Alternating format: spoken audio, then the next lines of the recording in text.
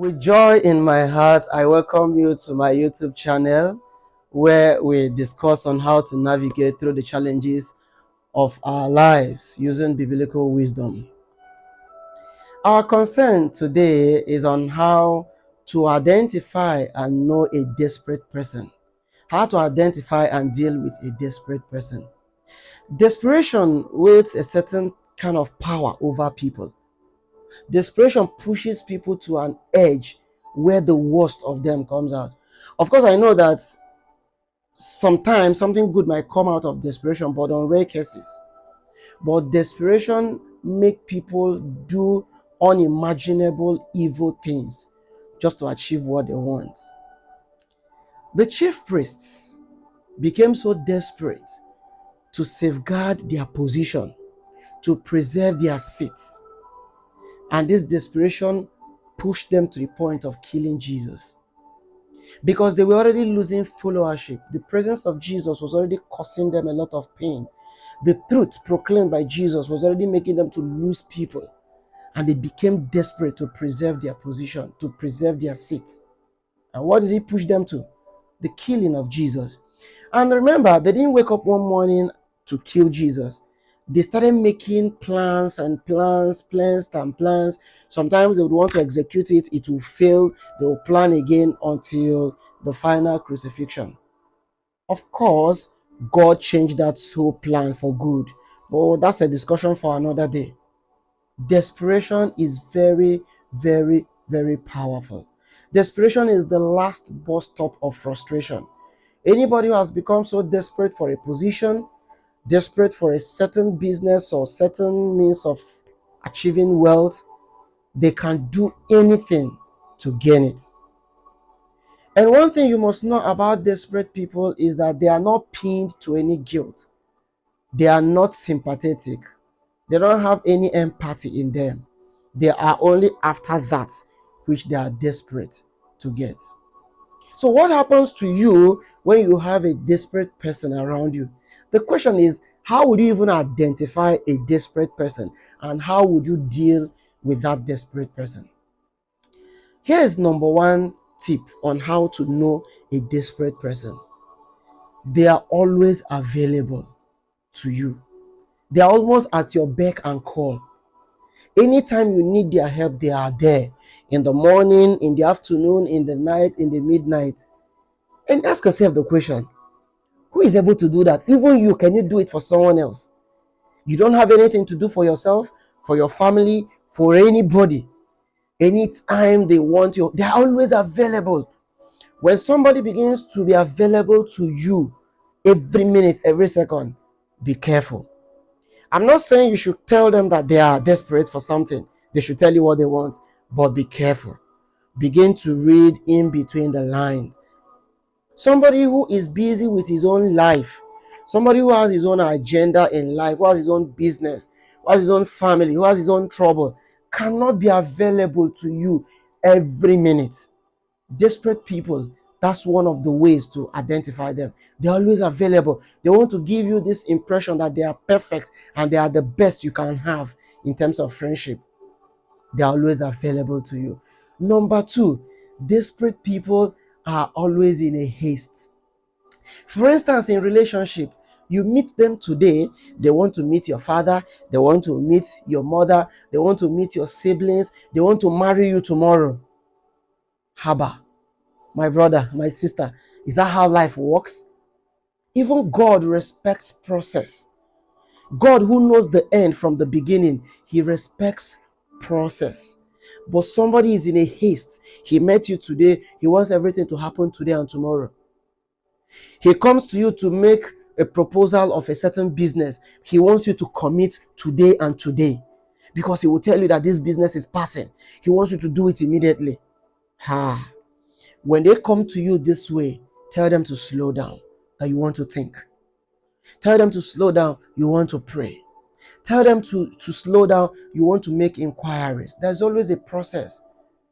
If you check it today, most of the people who have been duped are those who succumbed to this kind of pressure. They will tell you this opportunity is passing. You have to key into it immediately. They will call you on phone, they will mount pressure on you, they will tell you it's urgent, and you fall to it.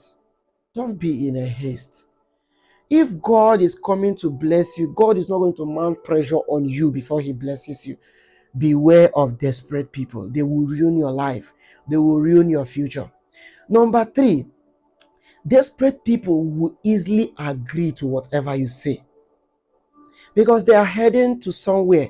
They are aiming at something. So whatever you say, they will agree with it. They will quickly apologize. They have no boundaries.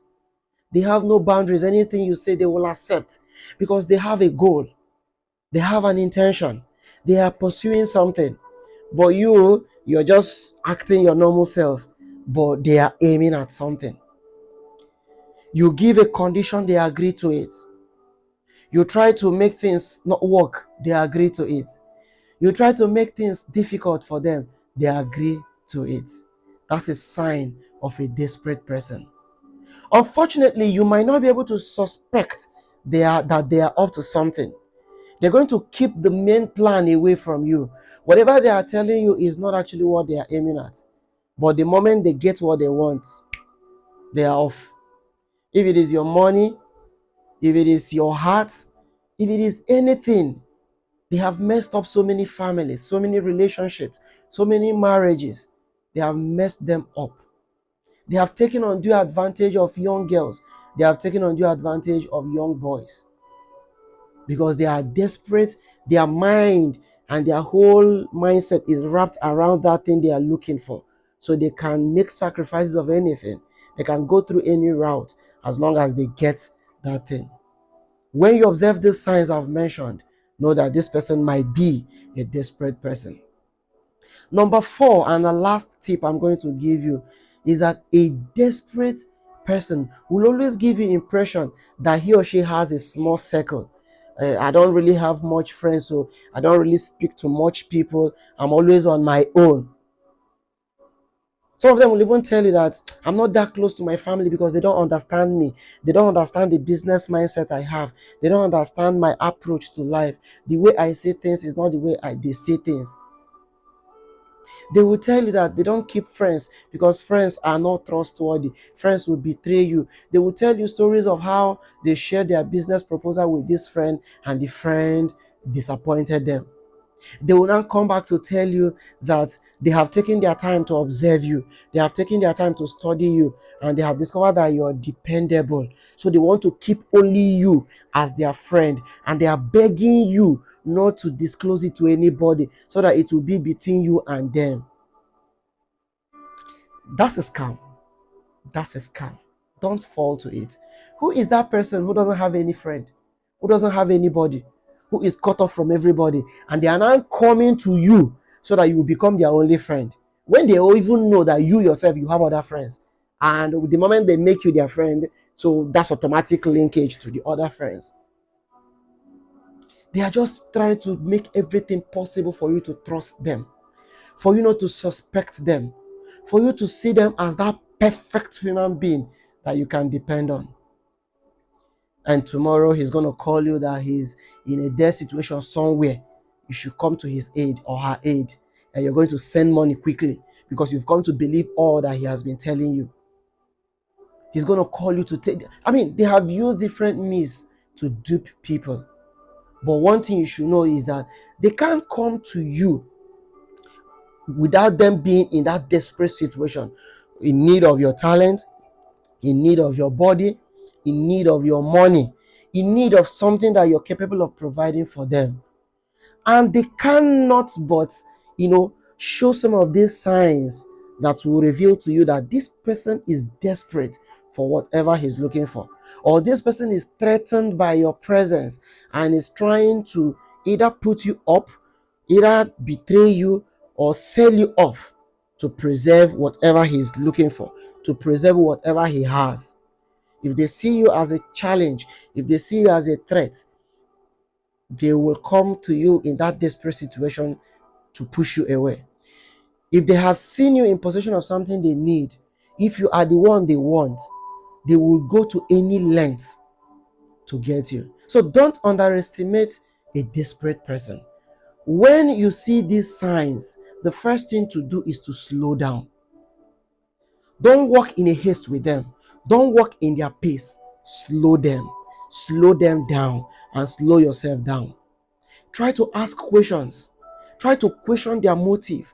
Try to question their objectives. Try to question the approaches they are presenting to you. Ask some critical questions. You start seeing them fumble. Tell them, for instance, that you want to go and ask your friend or your brother or your sister, that you want to make additional inquiries about what they are telling you. They will tell you, no, no, no, don't do that.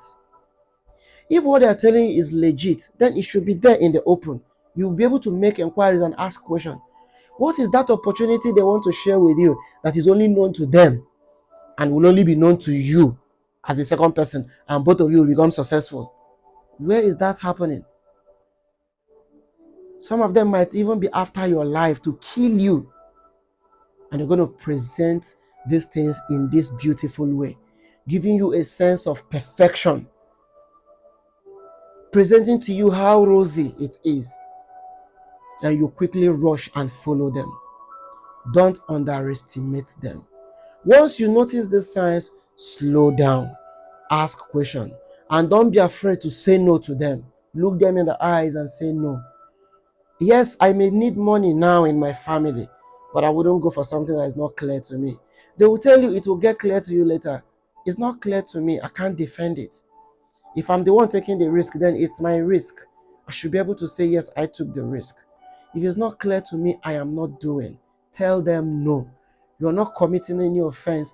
You're not committing any atrocity by saying no to them. Be courageous enough to say no to their proposal. Somebody cannot meet you today and want to marry you tomorrow, and you're taking the person to your father. And some of us will go to the extent of even lying to our parents. I've known him or her for the past 100 years. But you know it's a lie. He is desperate to get you for something, but you think he means well. Beware of desperate people. And because around this our time and in our country, we are facing a whole lot of economic challenges. People are looking for a way to make ends meet, even if it means killing another person. And like I told you, they don't have empathy whatsoever. So to make up for the what they have, they don't mind killing you. They can kill you to get what they want.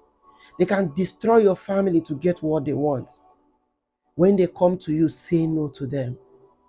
Everybody is hungry, but don't allow somebody to use you to quench his or her own thirst. Don't allow somebody to use you and your family to satisfy their hunger.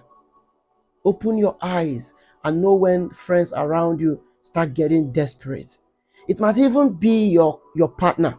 It might even be a family member.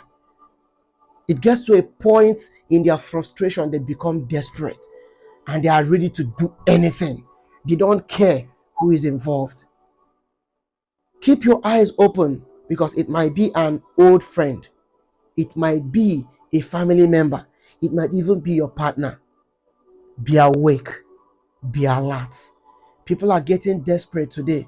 Hardship is pushing people to the wall. And when they bounce back from that wall, they are ready to do anything. Don't fall to it.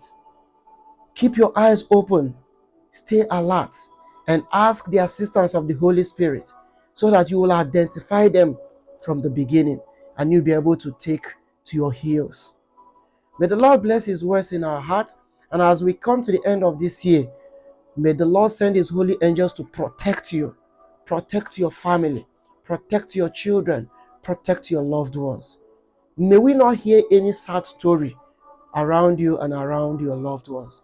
May God, through His angels, keep you safe till the end of this year. May this year not see your end. May you see the end of this year, and may we all joyfully enter the new year. May the Lord bless His words in our hearts. And if you have found this content so useful, don't hesitate to share with your friends. Don't also hesitate to subscribe and ask your friends to subscribe. Like, share, and comment. May God bless you.